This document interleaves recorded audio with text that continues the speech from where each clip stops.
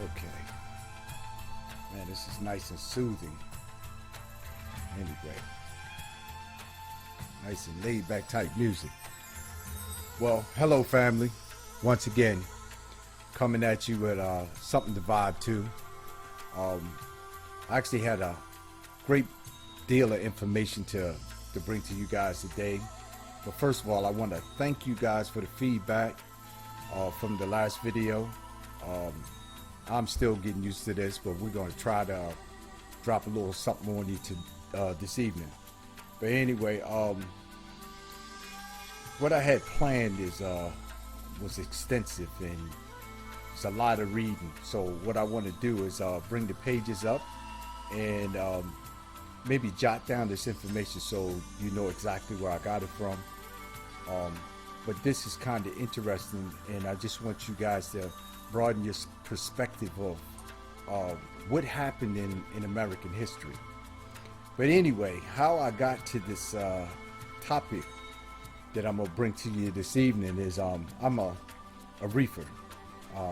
I'm in the saltwater aquariums, and you know, I like to fish, but what I did is I got into the corals real heavy, and I love, you know, growing corals and things like that. But from the different species, you know, I was studying different regions, you know, the Hawaiian region, the Caribbean region, Indonesia, and one of the places I like to get a lot of corals from is Australia. You know, the Acanthella and the Euphilia and some of the other types of coral. But anyway, when I got into it, I just loved the culture, you know, the vastness of species of animals and especially in the coral business. So I started studying Australia. And when I started studying Australia, some interesting things popped up. And I just started asking questions, and that leads me to what I'm going to run by you guys tonight. But anyway, the first thing is let's get this thing set up so we get a vibe together. Anyway, let me adjust this so you guys can see me. I hope you guys can see that. I don't want to get too small, but I need to get this information across. All right, first things first. So I started looking into the history of Australia. Okay, so let's just check this out. History of Australia, 1788 to 1850. All right. The history of Australia from 1788 to 1850 covers the early colonial period of Australia's history, from the arrival in 1788 of the first fleet of British ships in Sydney, New South Wales, who established the penal colony, the scientific exploration of the continent, and later established of other Australian colonies. European colonization created a new dominant society in Australia's in place of the existing population of Aboriginal Australians.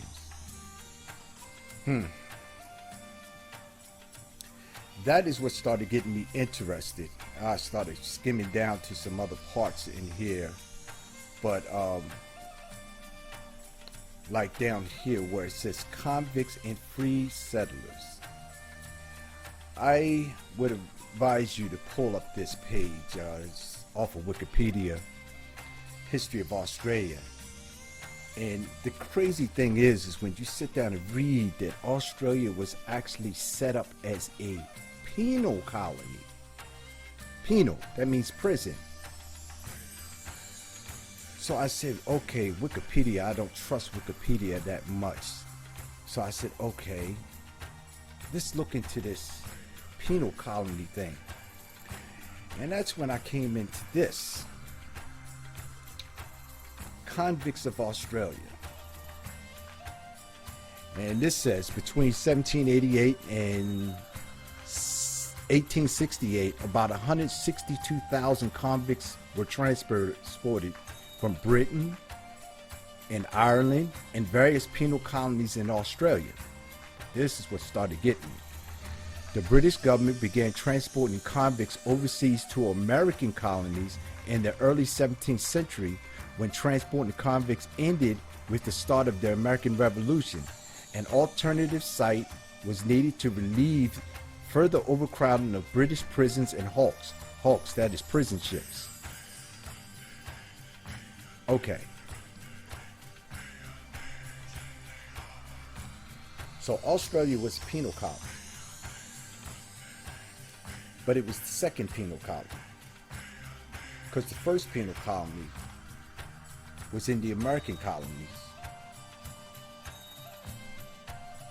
And after the American Revolution, they had to find an alternative penal colony. So they created Australia.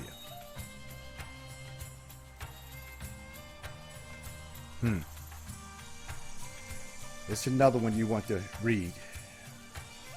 Convicts in Australia. Okay? And it talks a lot about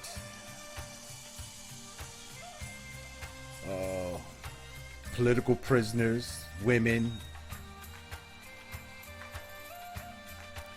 So they were taking prisoners from Britain to start these colonies. So I was saying, okay, so you're telling me, well, what I'm thinking is America was a penal colony at first? So I said, look into this a little bit more. And if you understand American history,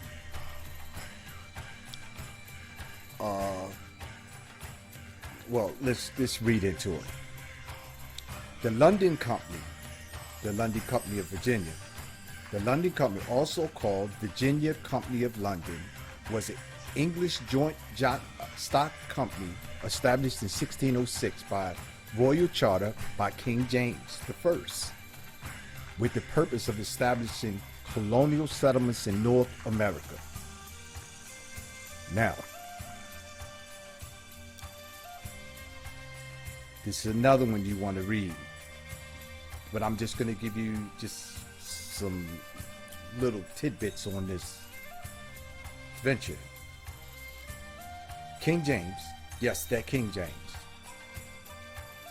when he became king, one of the first things he did was set up 2 patents. The first patent was the London Company. The second patent was the Plymouth Company. If you do your history, the Plymouth Company was not that successful, and it fell after a couple of years, and the London Company stood strong. The London Company had a sister company called, I could never pronounce the name anyway. Somers Island, which was Bermuda. I actually got this one pulled up too. Somers Island Company. It's kind of interesting when you read about this colony as well. And you find out that the people that they were sending to Somers Island were Irish POWs, all kinds of different convicts from Europe. And after a period of time, they started bringing in, because they had the Peacock Wars, it was the King Philip's Wars going on at the same time, which is the Peacock Indians and a couple other ones. And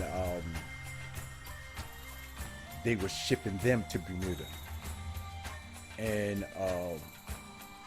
some tribes coming out of Mexico. But it's funny when you look at the Bermuda natives of color. Like I said, I'm not trying to make this video too long, so I don't want to go in depth of it, but I just want you guys to open your eyes to a few things. Because the slaves, as you know it, wasn't the color that you know it was. Let's understand that. Most of those people were coming in as indentured service, but the indentured service was for 7 years. But you due to history, you find out that they were finding ways to make them stay longer. Most of the time it was around 14 years to life sentences. for some of these people.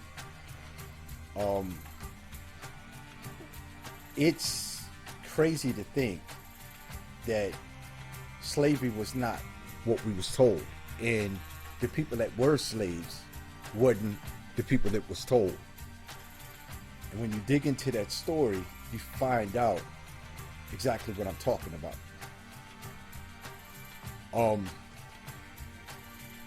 Let's look at indentured servants.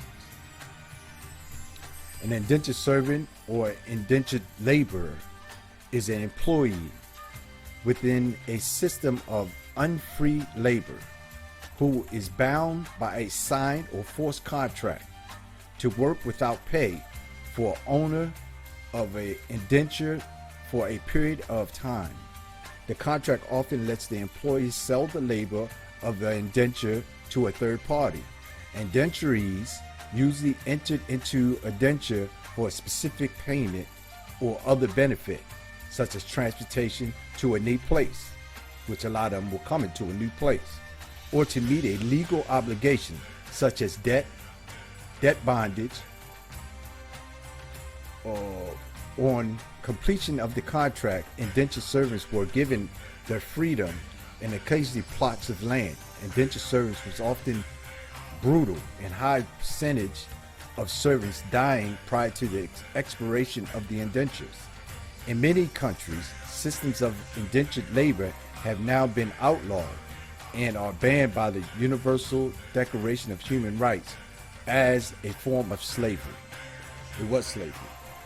And you'll get here in the Americas, and you'll find that the people that were being indentured into this servitude was not the hue or complexion you think it was. Okay.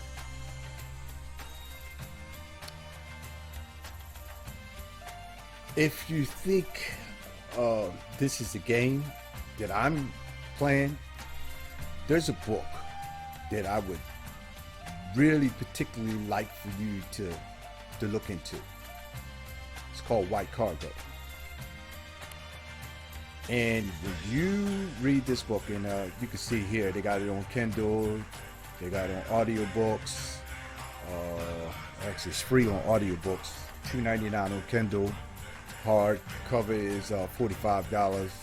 Okay.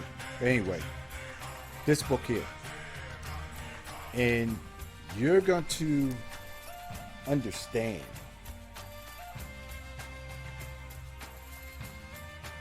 who was really the slaves before 1776.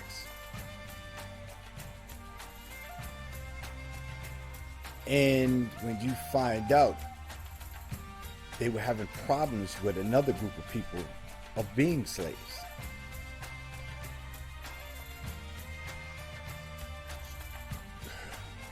It's just crazy to think.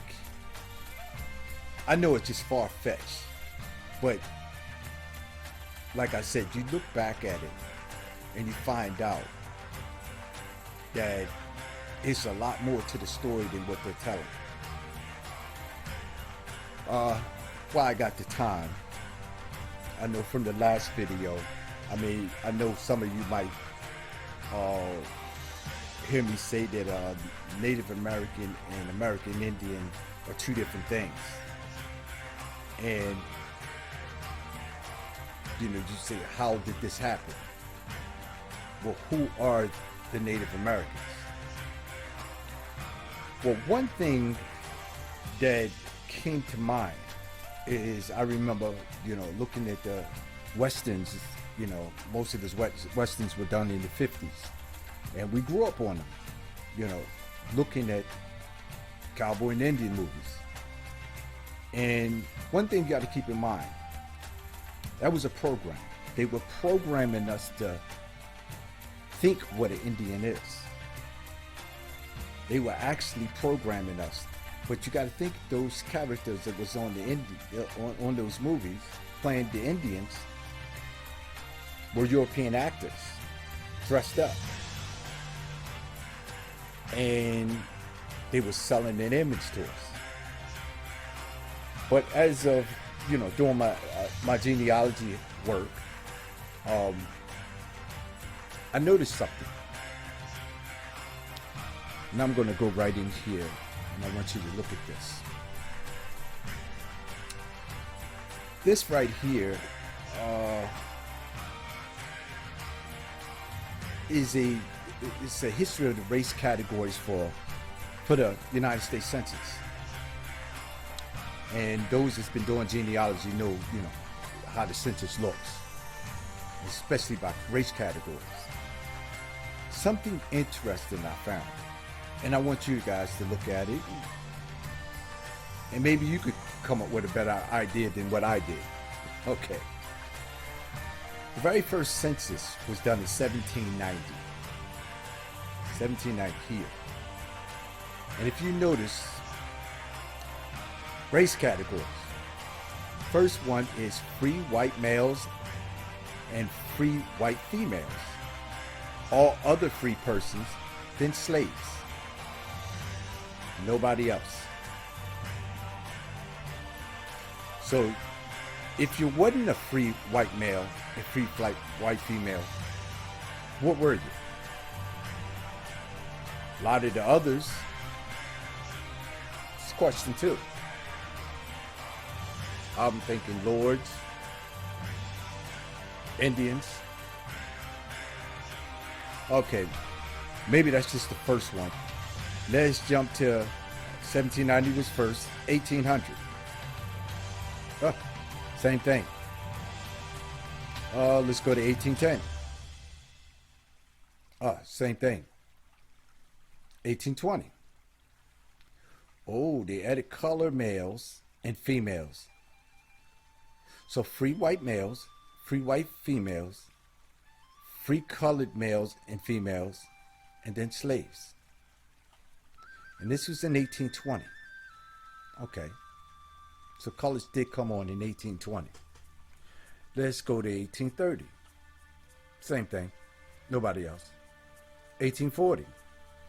Same thing. Nobody else. 1850. Oh. Now you just white. Then you got blacks, mulattoes, black slaves, and mulatto slaves. So, now you have white people. This is 1850. This is a little over a decade before the Civil War.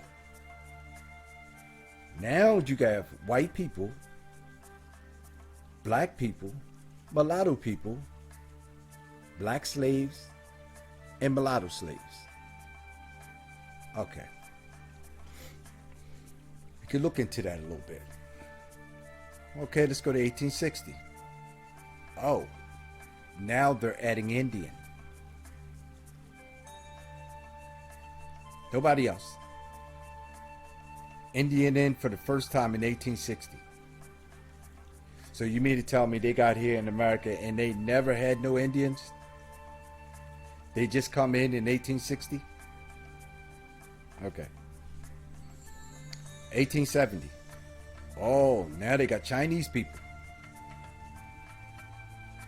So you got white, black, mulatto, Indian. Oh, they don't even have slaves here no more. Let's go back to 1860. They had slaves. 1870, yes, after the Civil War. So you either white, black, mulatto, mixed, or whatever.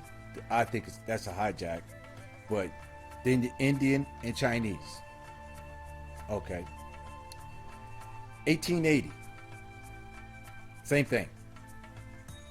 1890. This is when they hit you with the one drop rule. You're either dark skin, that's black. Mulatto, you're light skin. Cuatro and octro. These are the one drop rules. If you got 1.5 drop, you're cuatro. If you're just 1% black, you're in the otro. Then you got Indian.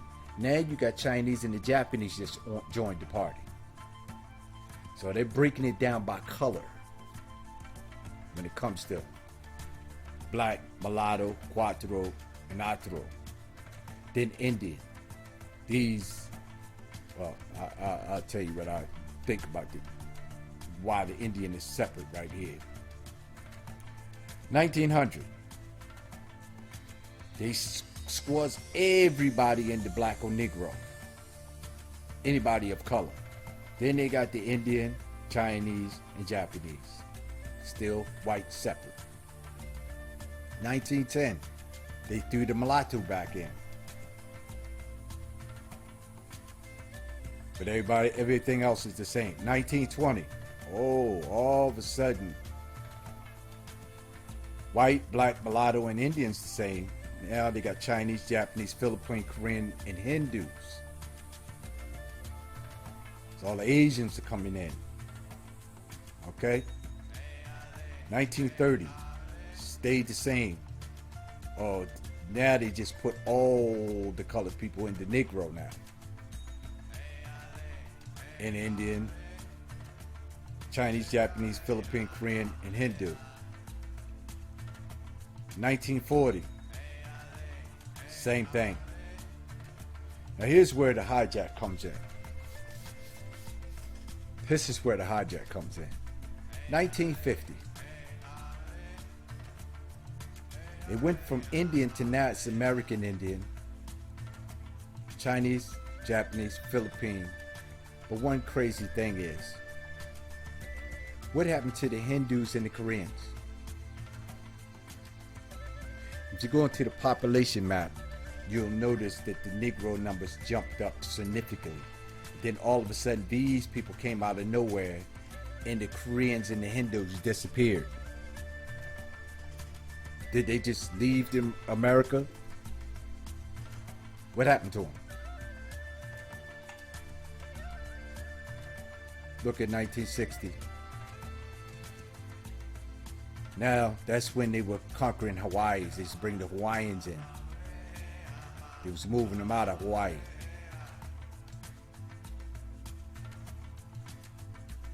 (1970). Oh, the Koreans came back. Hindus still didn't come back yet.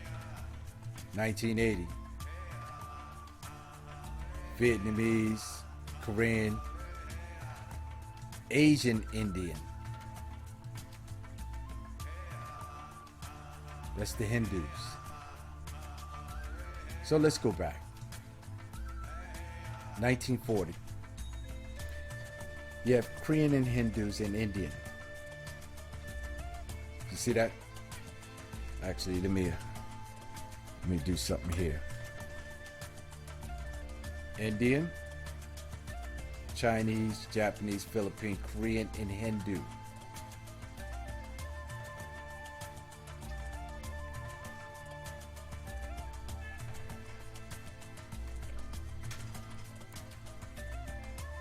Go to 1950, Korean and Hindu disappears, and a American Indian pops up. I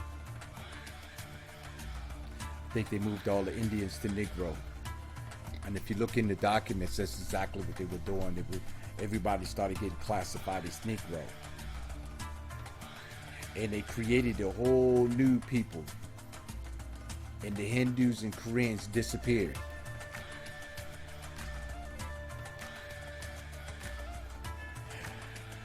Is it just me, or am I thinking crazy? But these people disappeared somewhere. And the new people just appeared. And at the same time that this happened, in the 1950s, they created the Westerns. And they were programming us to change the image. And they changed the image, the people on paper. They changed the identity of people on paper. Now, I'm going to say this. If you do any American archaeology, history, and study, and you find out that there was a great culture here before they got here. And they got here and they found great cultures. These people were living in palaces, had civilizations. They was not nomads. And they did not did not live in teepees.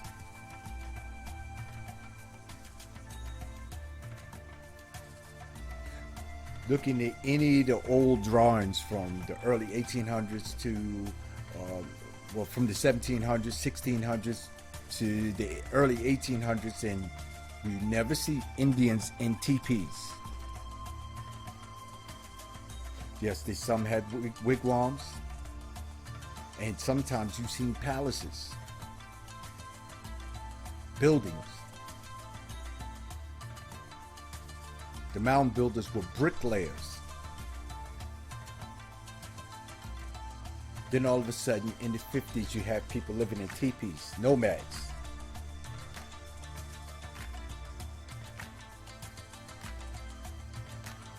It's something to think about, family. I'm not going to hold you guys long, and like I said, I'm not going to go in depth on this. I didn't want to, read through too much. I just got off work. I just like to give people something to think about, and I think we need to really concentrate on our identity and rethink this out. Like I said, I have a ton of stuff that I want to go over with you guys, and I'm just trying to ease it in on you. Just crazy. It's just crazy to think about. But some of the stuff I got coming up soon is going to really, really rock you. Probably floor you. But anyway, something to think about the slavery thing. And trust me, if you read some of these documents that I just pulled up, maybe it give you a question, and maybe you start researching, asking questions. Don't believe everything that's been told. Ask questions. If it don't settle with you, start looking. And you be surprised of some of the stuff you find out. The worstest thing that happened to us was the education system. And that has been holding us back. But anyway, signing out. Comment, like, subscribe, and stay tuned. I'm gonna hit y'all with some blazing hot drop. Later, we out.